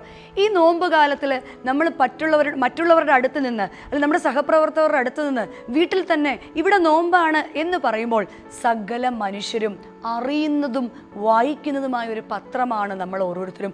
നോമ്പുകാരാ, നീ നോമ്പോട് ചേർത്ത് നിന്നെ തന്നെ സമർപ്പിക്കുവാൻ എനിക്ക് സാധിക്കാതെ നോമ്പാണെന്ന് പറഞ്ഞിട്ട് എന്താണ് കാര്യം? മക്കളുടെ മുൻപിൽ നോമ്പിൻ്റെ ചര്യകളോടൊപ്പം തന്നെ നോമ്പിൻ്റെ പ്രാർത്ഥനകളെ നടത്തുവാൻ, കുമ്പിട്ട് നമസ്കരിപ്പാൻ മക്കളെ ശീലിപ്പിക്കുവാൻ നമുക്ക് ഓരോരുത്തർക്കും സാധിക്കുമ്പോഴാണ് നമ്മൾ ക്രിസ്തുവിൻ്റെ പത്രമാകുന്നത്. ക്രിസ്തുവിനെ പോലെ താഴ്മ അവരെ പഠിപ്പിക്കുവാൻ ആദ്യം നമ്മളുടെ ജീവിതം തന്നെ ക്രിസ്തുവിൻ്റെ പത്രമാകണം. കാരണം it is very easy to show different models, but it is very difficult to be a model എന്നാണ്. നമ്മൾക്ക് സ്വന്തം മാതൃകയാകാൻ മക്കളുടെ മുൻപിൽ സാധിക്കണം. പരിശുദ്ധ വേദപുസ്തകം തന്നെ ക്രിസ്തുവിൻ്റെ പത്രങ്ങളെ, ദൈവത്തിൻ്റെ പത്രങ്ങളെ കാണിക്കുന്നുണ്ട്. പഴയ നിയമമെന്നും പുതിയ നിയമമെന്നും രണ്ടായിട്ടാണ് വിശുദ്ധ വേദപുസ്തകം തരം തിരിച്ചിരിക്കുന്നത്. പഴയ നിയമത്തിൻ്റെ ആരംഭം ഒരു പത്രമാണ്, പുതിയ നിയമത്തിൻ്റെ ആരംഭവും ഒരു പത്രമാണ്. പഴയ നിയമത്തിൻ്റെ ആരംഭത്തിൽ നമ്മൾ കാണുന്ന ഉൽപ്പത്തി പുസ്തകത്തിലെ ആദ്യത്തെ കുടുംബ പത്രം എന്ന് പറയുന്നത് ആദാമിൻ്റെയും ഹൗവയുടെയും കുടുംബമാണ്. ആദമിൻ്റെയും ഹൗവയുടെയും കുടുംബം. രണ്ടാമത് പുതിയ നിയമം മുഴുവൻ ക്രിസ്തു യേശുവിൻ്റെ നസ്രത്തിലെ പരിശുദ്ധ അമ്മയുടെയും വിശുദ്ധനായ യൗസേപ്പ് പിതാവിൻ്റെയും കർത്താവ് തമ്പുരാനും അടങ്ങുന്ന ഒരു കുടുംബവുമാണ്. ഈ 2 കുടുംബങ്ങളും ഈ ലോകത്തിന് മുൻപിൽ ദൈവത്തിൻ്റെ 2 പത്രങ്ങളാണ്. പഴയ നിയമത്തിലെ പത്രം യഹോവയാം ദൈവം വലിയ ആഗ്രഹത്തോടുകൂടി തൻ്റെ രൂപത്തിലും ഛായയിലും ആദാമിനെ സൃഷ്ടിച്ചു. അവൻ ഏകനായിരിക്കുന്നത് കണ്ട് അത് നന്നല്ല എന്ന് മനസ്സിലാക്കി തക്കതായ തുണയെ കൊടുത്തു കഴിഞ്ഞ സമയത്ത് അവൻ പൂർണ്ണ സന്തോഷവാനായിരുന്നു. ഓരോ സമയവും ദൈവസന്നിധിയിൽ അവർ ഒരുമിച്ച് കടന്നു വന്നു. എന്നാൽ ലോകത്തിൻ്റെ മോഹം അവരെ കീഴ്പ്പെടുത്തിയപ്പോൾ ഒന്നാമതായിട്ട് അവർ ദൈവസന്നിധിയിൽ അനുസരണക്കേട് കാട്ടി. രണ്ടാമതായിട്ട് ദൈവസന്നിധിയിൽ നിന്ന് ഒളിച്ചിരിക്കാമെന്ന് കരുതി. മൂന്നാമതായിട്ട് അവരുടെ തെറ്റുകൾ അവർ ദൈവസന്നിധിയിൽ മറച്ചു വെച്ചു. നാലാമതായിട്ട് അവർ സ്വയം നീതീകരിച്ചു. അഞ്ചാമതായിട്ട് അവർ ജീവിത പങ്കാളിയെ പഴിചാരി. നമ്മുടെ ഓരോരുത്തരുടെയും കുടുംബങ്ങൾ പത്രമാണ് ദൈവത്തിൻ്റെതെന്ന് പറയുമ്പോൾ ഈ കുടുംബവുമായിട്ട് എൻ്റെ കുടുംബത്തിന് എൻ്റെ കഷ്ടതയിൽ, എൻ്റെ ഏകാന്തതയിൽ എന്നെ ദൈവം കൂട്ടിച്ചേർത്ത് ഒരു ജീവിത സഖിയുമായിട്ട് ചേർത്ത് നിർത്തി എനിക്കൊരു കുടുംബം നൽകി, എനിക്ക് ദാനമായിട്ട് മക്കളെ നൽകി. എന്നാൽ പലപ്പോഴും ദൈവസന്നിധിയിൽ നിന്ന് അകന്ന് പലപ്പോഴും അനുസരണക്കേട് ഞങ്ങൾ കാണിക്കാറുണ്ടോ? എന്നിട്ട് ദൈവസന്നിധിയിൽ നിന്ന് ഒളിച്ചിരുന്ന് പലപ്പോഴും എക്സ്ക്യൂസസ് പറയാറുണ്ടോ? പലപ്പോഴും നമ്മുടെ തെറ്റുകളെ മറച്ചു വെച്ച് പ്രാർത്ഥിക്കാറുണ്ടോ? പലപ്പോഴും നമ്മുടെ ദേഷ്യത്തിലും നമ്മുടെ പരാതികളിലും സ്വയം നീതീകരിക്കാറുണ്ടോ? പലപ്പോഴും ജീവിത പങ്കാളിയുടെ മേൽ മുഴുവൻ പഴിയും ചാരാറുണ്ടോ? എന്നാൽ തികച്ചും വ്യത്യസ്തമാണ് പുതിയ നിയമത്തിലെ പത്രം. പുതിയ നിയമത്തിലെ പത്രത്തിൻ്റെ പേര് നസ്രത്ത് എന്നാണ്. പഴയ നിയമത്തിൻ്റെ പത്രം ഏദനാണെങ്കിൽ പുതിയ നിയമത്തിൻ്റെ പത്രം നസ്രത്താണ്. നസ്രത്ത് എന്ന കുടുംബത്തിൽ ആ മാതാപിതാക്കളാകുവാൻ ദൈവത്താൽ തിരഞ്ഞെടുക്കപ്പെട്ട യൗസേപ്പ് പിതാവും പരിശുദ്ധ മറിയാമും അവർ ദൈവസന്നിധിയിൽ പൂർണ്ണ അനുസരണമുള്ളവരായിരുന്നു. വീണ്ടും അവർ ദൈവസന്നിധിയിൽ ഉണർവുള്ളവരായിരുന്നു. വീണ്ടും ദൈവസന്നിധിയിൽ ദൈവശബ്ദം കേൾക്കുന്നവരായിരുന്നു. ദൈവസന്നിധിയിൽ അത് കേട്ട് അനുസരിക്കുന്നവരായിരുന്നു. 4, ദൈവസന്നിധിയിൽ അവർ ജീവിത പങ്കാളിയെ ചേർത്ത് നിർത്തുന്നവരായിരുന്നു. പ്രിയമുള്ളവരെ, നമ്മുടെ ജീവിതമാകുന്ന പത്രത്തിൽ ദൈവസന്നിധിയിൽ നമ്മൾ എങ്ങനെയാണ്? ഉണർവുള്ളവരാണോ? ദൈവത്തിൻ്റെ ഇഷ്ടങ്ങളെ, കൽപ്പനകളെ മക്കളുടെ മുൻപിൽ അനുസരിക്കുന്നവരാണോ? ദൈവത്തിൻ്റെ ശബ്ദം, ദൈവത്തോട് ആലോചന ചോദിച്ച് ദൈവഹിതപ്രകാരം ജീവിക്കാൻ അപ്പം നമ്മൾ ചിന്തിക്കും, ദൈവത്തിൻ്റെ ശബ്ദം എങ്ങനെയാണ് കേൾക്കുക എന്ന്. ദൈവസന്നിധിയിൽ അല്പസമയമെങ്കിലും മൗനമായി ഇരിക്കുന്നവനെല്ലാം തന്നെ ദൈവത്തിൻ്റെ ശബ്ദം കേൾക്കുന്നവനാണ്. അതിൻ്റെ ഏറ്റവും വലിയ പ്രത്യേകതയാണ് അവരെ തന്നെ മുറിപ്പെടുത്താൻ തയ്യാറാവുകയാണ്. അവരെ തന്നെ മുറിക്കാൻ തയ്യാറാകുകയാണ്. വിവാഹം നിശ്ചയിച്ചിരിക്കുന്ന ആ പെൺകുട്ടിയെ ഉപേക്ഷിക്കുന്നതിന് യൗസേപ്പ് എന്ന പുരുഷൻ ഒന്നും നോക്കേണ്ട കാര്യമില്ല. പക്ഷെ അവനെ തന്നെ മുറിക്കാൻ കൊടുക്കുകയാണ്. പരിശുദ്ധ അമ്മ ഒരു കന്യകയായ പെൺകുട്ടിയാണ്. എന്നാൽ ദൈവത്തിന് വേണ്ടി അവളെ തന്നെ മുറിക്കുവാൻ തയ്യാറാകുകയാണ്. വീണ്ടും ജീവിത പങ്കാളിയെ ചേർത്ത് നിർത്തുന്ന ഇല്ലായ്മയിലും വല്ലായ്മയിലും പോരായ്മയിലും ചേർത്ത് നിർത്തി കാലി തൊഴുത്തിൽ പോലും ഒരുമയോടിരിക്കുന്ന ഒരു കുടുംബത്തെ കാണാൻ സാധിക്കും. പ്രിയമുള്ളവരെ, ഇതിലേതാണ് എൻ്റെ കുടുംബം? ഇതിലേതാണ് എൻ്റെ കുടുംബം? എന്നാൽ വരും തലമുറയിലേക്ക് നോക്കിയാൽ മതി എന്താണ് ഇതിൻ്റെയൊക്കെ കോൺസിക്വൻസസ് എന്ന്. ആദ്യം ഏദൻ എന്ന പത്രത്തിൻ്റെ കോൺസിക്വൻസസ്, അവരുടെ മക്കൾ, ആ മാതാപിതാക്കൾ എങ്ങനെയായിരുന്നോ അങ്ങനെ തന്നെയായിരുന്നു. അവരുടെ മാതാപിതാക്കൾ എങ്ങനെയായിരുന്നു? ദൈവസന്നിധിയിൽ അനുസരണമില്ലാത്തവരായിരുന്നു. അവരുടെ മകനായ കയീനും ദൈവം യാഗമർപ്പിക്കുവാൻ പറഞ്ഞപ്പോൾ ദൈവസന്നിധിയിൽ അനുസരണക്കേട് കാണിച്ചു. നല്ലതിനെ അവൻ ഒളിച്ചു വെച്ചു. എന്നിട്ട് അവൻ ദൈവസന്നിധിയിൽ നിന്ന് മറഞ്ഞിരിക്കാമെന്ന് വിചാരിച്ചു. സഹോദരൻ എവിടെ എന്ന് പറഞ്ഞപ്പോൾ അവനെ സ്വയം ന്യായീകരിച്ചു. ദൈവസന്നിധിയിൽ അവൻ്റെ സഹോദരൻ്റെ മേൽ പഴിചാരി. എന്നാൽ നസ്രത്തിലെ കുടുംബത്തിലോ ദൈവപുത്രനും ഉണർവുള്ളവനായിരുന്നു. അനുദിനം ഭൂമിയിലും ദൈവശബ്ദം ശ്രവിക്കുവാൻ, ദൈവത്തിൻ്റെ ആലോചന പ്രകാരം സ്വയം അവൻ ശബ്ദം കേൾക്കുവാൻ തയ്യാറായിരുന്നു. പൂർണ്ണാനുസരണത്തോടുകൂടി ദൈവപുത്രനായിരിക്കുമ്പോഴും ജഡത്തിൽ സകല കഷ്ടവും ഏൽക്കുവാൻ തക്കവണ്ണം അവനെ തന്നെ താഴ്മയുള്ളവനാക്കിയാണ് ആ മാതാപിതാക്കളുടെ മകനായിട്ട് വളർന്നത്. വീണ്ടും നമുക്ക് കാണാം, ഇവിടെ ഔസേപ്പും മറിയാമും മുറിക്കപ്പെടാൻ ഏൽപ്പിച്ചപ്പോൾ, പരസ്പരം ശുശ്രൂഷ ചെയ്യുവാൻ അവർ തയ്യാറായപ്പോൾ, അവർ പരസ്പരം ചേർത്ത് നിർത്തിയപ്പോൾ പുത്രൻ തമ്പുരാനും പാദത്തോളം ഇറങ്ങി ശിഷ്യന്മാർക്ക് ശുശ്രൂഷ ചെയ്യുവാൻ അവനെ തന്നെ ഒരുക്കി. അതുപോലെ തന്നെ എല്ലാ കഷ്ടതകളെയും മുറിക്കപ്പെടുവാൻ കാൽവരി ക്രൂശിൽ ഒരു വലിയ ജനതയ്ക്ക് വേണ്ടി മുറിക്കപ്പെടാൻ തയ്യാറാകുകയാണ്. നമുക്കെല്ലാം ആരോഗ്യമുള്ള തലമുറയാണ് ഇഷ്ടം. നമുക്കെല്ലാം ദൈവസ്വഭാവമുള്ള മക്കളെയാണ് ഇഷ്ടം. നമുക്കെല്ലാം യേശു കുഞ്ഞിനെ പോലത്തെ കുഞ്ഞുങ്ങളെയാണ് ഇഷ്ടം. അവരുടെ തലമുറ അങ്ങനെ ആയിരിക്കണമെന്നാണ് ഇഷ്ടം. ആ തലമുറ അങ്ങനെ ആകണമെങ്കിൽ പ്രിയമുള്ളവരെ, നമ്മൾ ഓരോരുത്തരും ക്രിസ്തുവിൻ്റെ പത്രമായി തീരണം. കർത്താവെ, പരിശുദ്ധമായ ഈ നോമ്പിൻ്റെ അവസരത്തിൽ എൻ്റെ കർത്താവിൻ്റെ പത്രമായിട്ട് എന്നെ തന്നെ ആക്കി തീർക്കണമേ. ഞങ്ങളുടെ കുടുംബത്തെ ആക്കി തീർക്കണമേ. ഹൃദയപൂർവ്വം സ്നേഹിക്കാൻ, ഹൃദയപൂർവ്വം പ്രാർത്ഥിക്കുവാൻ, ഹൃദയപൂർവ്വം ചേർന്നിരിക്കുവാൻ ഞങ്ങളുടെ കുടുംബങ്ങളിൽ ഞങ്ങൾക്ക് സാധിക്കണം. അതിന് നമ്മുടെ ഓരോരുത്തരുടെയും ജീവിതത്തിൽ ദൈവവുമായും മനുഷ്യനുമായിട്ടും 3 C's വേണമെന്ന് പറയും. ഒന്നാമതായിട്ട് കമ്മ്യൂണിക്കേഷൻ, രണ്ടാമതായിട്ട് കമ്മിറ്റ്മെൻറ്റ്, മൂന്നാമതായിട്ട് കോംപ്രമൈസസ്. ഒന്നാമതായിട്ട് നമ്മുടെ ജീവിതത്തിൽ കമ്മ്യൂണിക്കേഷൻ. ക്രിസ്തുവിൻ്റെ പത്രമായി തീരണമെങ്കിൽ ആ പത്രത്തിന് ദൈവവുമായിട്ട് നിരന്തരമായ ഒരു കമ്മ്യൂണിക്കേഷൻ, പ്രാർത്ഥന, കുടുംബ പ്രാർത്ഥന, വ്യക്തി പ്രാർത്ഥന, ദൈവസന്നിധിയിൽ മൗനമായി ഇരിക്കുവാൻ നമുക്ക് സാധിക്കണം. അതേസമയം തന്നെ എനിക്ക് ഏൽപ്പിച്ചിരിക്കുന്ന കുടുംബം, എന്നെ ഏൽപ്പിച്ചിരിക്കുന്ന ജീവിതവുമായിട്ട് ഒരു നല്ല കമ്മ്യൂണിക്കേഷൻ എനിക്കുണ്ടായിരിക്കണം. എത്ര തിരക്കാണെന്ന് പറഞ്ഞാലും എൻ്റെ ദൈവത്തിൻ്റെ സന്നിധിയിൽ ഇരിപ്പാൻ ഞാൻ തയ്യാറാകണം. 2, കമ്മിറ്റ്മെൻറ്റ്. നമ്മളുടെ ഓരോരുത്തരുടെയും ജീവിതത്തിൽ നമുക്കെല്ലാം കമ്മിറ്റ്മെൻറ്റുകളുണ്ട്. ദൈവത്തോടൊരു കമ്മിറ്റ്മെൻ്റ് ഉണ്ട്. എന്നെയും നിങ്ങളെയും ക്രിസ്തു അനുഭവത്തിൽ ക്രിസ്ത്യാനിയായി ദൈവം മുദ്ര കുത്തിയപ്പോൾ ദൈവത്തിൻ്റെ ഉള്ളിൽ ഞാൻ ജനിക്കുകയാണ്. ദൈവത്തിൻ്റെ ഉള്ളിൽ എൻ്റെ അമ്മയുടെ ഗർഭത്തിൽ ഞാൻ ഉരുവാകുന്നതിന് മുൻപ് എന്നെ കണ്ട ദൈവത്തോട് എനിക്കൊരു കമ്മിറ്റ്മെൻറ്റ് വേണം. ദൈവം എനിക്ക് തന്ന ജീവിതത്തോടും ഒരു കമ്മിറ്റ്മെൻറ്റ് വേണം. തിരികെ ദൈവസന്നിധിയിൽ കടന്നു ചെല്ലുമ്പോൾ ഇതാ ഞാൻ എന്ന് പറയുവാൻ തക്കവണ്ണം ഒരു കമ്മിറ്റ്മെൻറ്റ് തലമുറയുടെ മുൻപിൽ ദൈവത്തോട് വേണം. കോംപ്രമൈസസ്. ഇങ്ങനെയൊക്കെയുള്ള ജീവിതത്തിൽ അനേക കോംപ്രമൈസുകൾ നമുക്ക് ആവശ്യമാണ്. പലപ്പോഴും കോംപ്രമൈസ് ചെയ്യാൻ നമ്മൾ തയ്യാറില്ല. കാരണം നമ്മുടെ എല്ലാം ജീവിതം ഒരു അഡ്ജസ്റ്റ്മെൻറ്റിൽ പോവുകയാണ്. എന്നാൽ ഒരു കുടുംബ ജീവിതം അഡ്ജസ്റ്റ്മെൻ്റ് അല്ല, അക്കോമഡേഷനാണ്.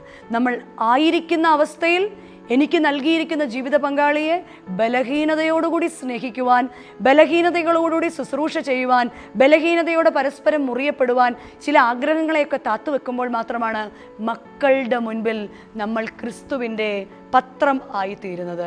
അവരുടെ മുൻപിൽ ക്രിസ്തുവിൻ്റെ അടയാളം, ലോകത്തിന് മുൻപിൽ ക്രിസ്തുവിൻ്റെ അടയാളം നമുക്ക് കാട്ടിക്കൊടുക്കാൻ സാധിക്കണം. എന്താണ് ക്രിസ്തുവിൻ്റെ അടയാളം? അവൻ അടയാളം ഒന്ന് മാത്രമാണ്. അവൻ്റെ പഞ്ചമുറിവുകളാണ് ഇപ്പോൾ അവൻ്റെ മുൻപിൽ നിൽക്കുന്ന ക്രിസ്തുവിനെ മറ്റുള്ളവരിൽ നിന്ന് വേർതിരിക്കുന്ന വലിയ അടയാളമാണ് കർത്താവിൻ്റെ പഞ്ചമുറിവുകൾ.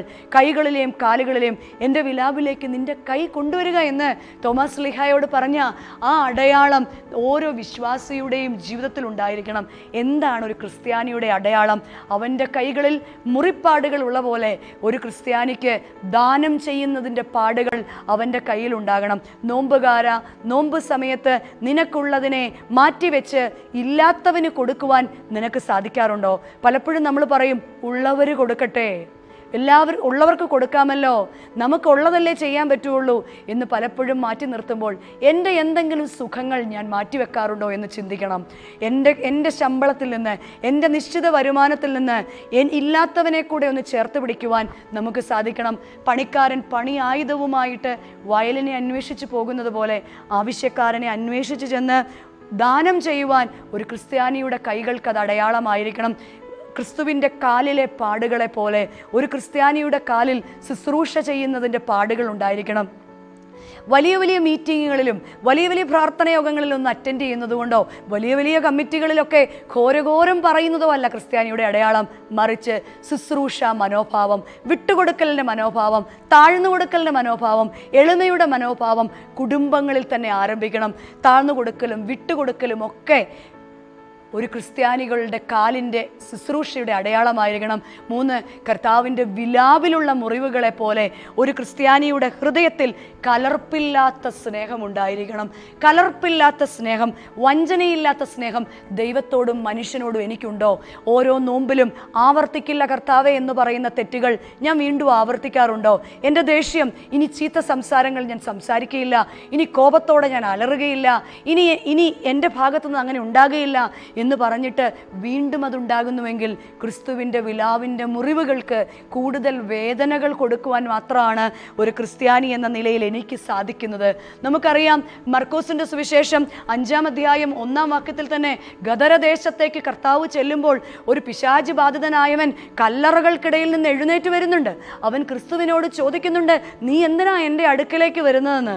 പലപ്പോഴും നമ്മുടെ ഒരു ആത്മീയ അവസ്ഥ എന്ന് പറയുന്നത് കല്ലറകൾക്കുള്ളിലാണ് നമ്മൾ ഇപ്പോഴും താമസിക്കുന്നത്. ഞാൻ തന്നെ തീർത്തിരിക്കുന്ന പാപത്തിൻ്റെ കല്ലറ, എൻ്റെ ദുശാഠ്യത്തിൻ്റെ കല്ലറ, എൻ്റെ അഹങ്കാരത്തിൻ്റെ കല്ലറ. അവിടെ നിന്ന് ഇറങ്ങി വരുന്ന ആ ചെറുപ്പക്കാരൻ്റെ കൈയും കാലും ചങ്ങലകൾ കൊണ്ട് ബന്ധിച്ചിരുന്നു. ഇടയ്ക്കിടയ്ക്ക് അവനെ തന്നെ വേദനിപ്പിച്ചിരുന്നു എന്നാണ് വചനം പറയുന്നത്. നമ്മൾക്കും ചില ബന്ധനങ്ങളുണ്ട്. അതെന്താണെന്നറിയോ? നമ്മുടെ മാറാത്ത സ്വഭാവങ്ങളാണ്. കർത്താവ് അവൻ്റെ മേലുള്ള അശുദ്ധാത്മാവിനെ പന്നിക്കൂട്ടത്തിലേക്ക് എറിഞ്ഞതുപോലെ കർത്താവെ, ഞങ്ങളുടെ ഭവനത്തിൻ്റെ പോരായ്മകളും പ്രശ്നങ്ങളെയും അവിടുന്ന് തന്നെ മാറ്റണമേ എന്ന് നമുക്ക് പ്രാർത്ഥിക്കാം. പ്രിയമുള്ളവരെ, ഞാൻ പരദേശിയായിട്ട് പാർക്കുന്ന ഈ വീട്ടിൽ കർത്താവിൻ്റെ ചട്ടങ്ങൾ നമുക്ക് കീർത്തനങ്ങളായിരിക്കണം. ഈ നോമ്പ് കാലത്ത് പരീക്ഷണങ്ങളെയും പ്രലോഭനങ്ങളെയും അതിജീവിക്കുവാൻ, പ്രതീക്ഷകൾക്കൊത്ത് ഉയരുവാൻ, സകലത്തെയും ദൈവഹിതപ്രകാരം മനസ്സിലാക്കുവാൻ ദൈവത്തോട് ആലോചന ചോദിക്കാൻ നമുക്ക് സാധിക്കണം. 2, ക്രിസ്തുവിൻ്റെ പത്രം ആകാൻ സാധിക്കണം. ആയതിന് ജീവിതത്തിൻ്റെ നിയോഗങ്ങളെ തിരിച്ചറിയാം. It is A time of renewal, ഒരു പുതുക്കം. ഇത് ദുഷ്കാലമാണ്. ഇനി നമ്മളുണ്ടോ ഇല്ലയോ എന്ന് അറിഞ്ഞുകൂടാ. കർത്താവെ, എന്നെ ഒന്ന് പുതുക്കണമേ. പുതുക്കുന്നതിന് മുൻപ് എന്ത് ചെയ്യണമെന്നറിയോ? Let's revaluate our self. നമ്മളെ തന്നെ ഒന്ന് റീവാലുവേറ്റ് ചെയ്യുക. കർത്താവെ, എവിടെയാണ് എൻ്റെ ജീവിത പങ്കാളിക്ക് കുറവുണ്ട്, എൻ്റെ മാതാപിതാക്കൾക്ക് കുറവുണ്ട്, എൻ്റെ സഹോദരങ്ങൾക്ക് കുറവുണ്ട്, പക്ഷെ എവിടെയാണ് എന്നിലുള്ള കുറവ്? Let's revaluate our self. നമ്മളെ തന്നെ ഒന്ന് റീവാലുവേറ്റ് ചെയ്തിട്ട് നമുക്ക് ദൈവസന്നിധിയിൽ നമ്മെ തന്നെ റിപ്പൻറ്റ് ചെയ്യാൻ ഏൽപ്പിക്കാം. കർത്താവെ, ഞാൻ ഭൂമിയോളം എൻ്റെ തലകളെ കുനിച്ച് കുമ്പിടുമ്പോൾ എന്നെ തന്നെ നിൻ്റെ മുൻപിൽ സമർപ്പിക്കുകയാണ്. പിതാക്കന്മാർ പറയുന്ന പോലെ ആത്മശരീര മനസ്സുകളെ നമുക്ക് സമർപ്പിക്കാം. ഒളിവായി നോക്കാതെ നമ്മുടെ കണ്ണുകളെയും, വഞ്ചന കേൾക്കാതെ കാതുകളെയും, മോശമായത് സംസാരിക്കാതെ നാവിനെയും, ഹൃദയത്തിൽ നല്ല വിവേകവും വരും തലമുറയ്ക്കുണ്ടാകുവാൻ നമ്മളിൽ തന്നെ ആരംഭിക്കാം ആ ഒരു വലിയ ആത്മതപനം. എന്നിട്ട് നമുക്ക് നമ്മെ തന്നെ ഒന്ന് റീഡെഡിക്കേറ്റ് ചെയ്യാം, നമ്മെ തന്നെ ഒന്ന് പുനഃപ്രതിഷ്ഠിക്കാം. കർത്താവെ, വീണ്ടും ഞങ്ങൾ പോകില്ല. ഞങ്ങളുടെ തലമുറയ്ക്ക് വേണ്ടി ഈ ഭൂമിയിൽ ക്രിസ്തുവായി ജീവിക്കുവാൻ, നസ്രത്ത് എന്ന പത്രം പോലെ ആകുവാൻ ഞങ്ങളെ സഹായിക്കണമേ. നമുക്ക് നമ്മെ തന്നെ ഒന്ന് റീജനറേറ്റ് ചെയ്യാം, പുനരുജ്ജീവിപ്പിക്കേണ്ട അവസ്ഥയാണ്. കാരണം എന്താണ്? നമ്മൾ ആയിരിക്കുന്ന രഥത്തിൽ നിന്ന് താഴേക്ക് ഇറങ്ങണം. നമ്മളൊക്കെ ആരോ ആണ് എന്ന് പറയുന്ന രഥമുണ്ടല്ലോ, ആ രഥത്തിൽ നിന്ന് കർത്താവേ, എന്നെ താഴേക്ക് ഇറക്കണമേ. നിന്റെ മുഖഭാവം, ഞാൻ പരദേശിയാണ്, ഈ ലോകത്തിൽ ഞാൻ പരദേശിയാണ്, ഈ ദേശത്ത് ഞാൻ ആയിരിക്കുന്നത് നിന്റെ കൃപയാലാണ്. ദൈവമേ, നിന്റെ മനസ്സാണ്, നിന്റെ ദയയാണ് ഞാൻ പ്രശംസിക്കുന്നുവെങ്കിൽ ദൈവത്തിൻ്റെ നീതിയിലും ദൈവത്തിൻ്റെ ദയയിലും ദൈവത്തിൻ്റെ വിശ്വസ്തതയും മാത്രമേ ഉള്ളൂ. ബാക്കിയെല്ലാം കണ്ണടച്ച് തുറക്കും മുമ്പ് പോകുന്നതാണ്. കർത്താവിൽ പ്രിയരെ, നമ്മൾ പരദേശിയായി പാർക്കുന്ന വീട്ടിൽ കർത്താവിൻ്റെ ചട്ടങ്ങൾ നമുക്ക് ഓരോരുത്തർക്കും കീർത്തനങ്ങളാവുമ്പോൾ മാത്രമാണ് വരും തലമുറയുടെ മുൻപിൽ നല്ല മാതൃകയുള്ള മാതാപിതാക്കളെന്നും നല്ല മാതൃകയുള്ള വ്യക്തിത്വങ്ങളെന്നും നല്ല മാതൃകയുള്ള ദേവാലയങ്ങളെന്നും ഒക്കെ പറയാൻ നമുക്ക് സാധിക്കുന്നത്. ആയതിന് ദൈവത്തിൻ്റെ പരിശുദ്ധാത്മാവ് പരിശുദ്ധമായ ഈ നോമ്പിൻ്റെ ദിവസങ്ങളിൽ നമ്മെ തന്നെ ആത്മശോധന ചെയ്ത് കർത്താവെ മേലിൽ ആവർത്തിക്കില്ല എന്ന് ദൈവസന്നിധിയിൽ പറഞ്ഞ് അനുദപിച്ച് ഏറ്റുപറഞ്ഞ് നമ്മെ തന്നെ ദൈവത്തിന് വിട്ടുകൊടുക്കുവാൻ ഇനി ഞാൻ ഉണ്ടോ ഇല്ലയോ എന്ന് അറിയില്ല കർത്താവേ, എങ്കിലും നിൻ്റെ കൃപ വെട്ടിമാറ്റും മുൻപ് ഒന്ന് വളമിടാൻ, ഒന്ന് വെള്ളം കോരാൻ, ഒന്ന് തടമെടുത്ത് നമ്മളെ തന്നെ സൂക്ഷിക്കുവാൻ ദൈവത്തിൻ്റെ പരിശുദ്ധാത്മാവ് നമ്മെ ഓരോരുത്തരെയും സഹായിക്കട്ടെ. പരീക്ഷണങ്ങൾ ഒന്നും തന്നെ നമ്മെ നശിപ്പിക്കുവാനല്ല, മറിച്ച് കൂടുതൽ പുനർജീവിപ്പിക്കുവാനാണെന്നുള്ള നല്ല ബോധ്യത്തോടുകൂടി ക്രിസ്തുവിന് പത്രമായി തീരുവാൻ എല്ലാവർക്കും സാധിക്കട്ടെ എന്ന് പ്രാർത്ഥിച്ചുകൊണ്ട് ആശംസിച്ചുകൊണ്ട് എൻ്റെ വാക്കുകളെ നിർത്തുന്നു. ദൈവം എല്ലാവരെയും അനുഗ്രഹിക്കട്ടെ. അനുഗ്രഹിക്കപ്പെട്ട ഈ നിമിഷത്തിൽ ഒന്നിച്ചായിരിക്കാൻ ഇടവരുത്തിയ സർവശക്തനായ ദൈവത്തെ കോടാനുകോടി സ്തുതിസ്തോത്രങ്ങൾ അർപ്പിക്കുന്നു. ആയതിന് അവസരം നൽകിയ ഇടവകയുടെ വികാരിയച്ഛൻ, സഹവികാരിയച്ഛൻ ഉള്ള പ്രത്യേക നന്ദിയും സ്നേഹവും അറിയിക്കുന്നു. ഇടവകയുടെ കമ്മിറ്റിയോടുള്ള പ്രത്യേക നന്ദി അറിയിക്കുന്നു. പ്രിയ മാതാപിതാക്കളെ, പ്രിയപ്പെട്ട കുഞ്ഞുങ്ങളെ, നോമ്പ് ജയത്തിൻ്റെ അടയാളമാണ്. ശത്രുവായ സത്താൻ്റെ മുൻപിലുള്ള തോക്കാത്ത ആയുധമായതിനാൽ വെടിപ്പോടെ നോമ്പ് നോക്കി നമ്മുടെ തലമുറയും മാലാഖമാരോടൊപ്പം കലർന്നിരിപ്പാൻ തക്കവണ്ണം നമ്മുടെ പ്രാർത്ഥനകളും നമ്മുടെ ജീവിതവും മാതൃകയായി തീരട്ടെ എന്ന് പ്രാർത്ഥിച്ചുകൊണ്ട് ആശംസിച്ചുകൊണ്ട് എൻ്റെ വാക്കുകളെ നിർത്തുന്നു.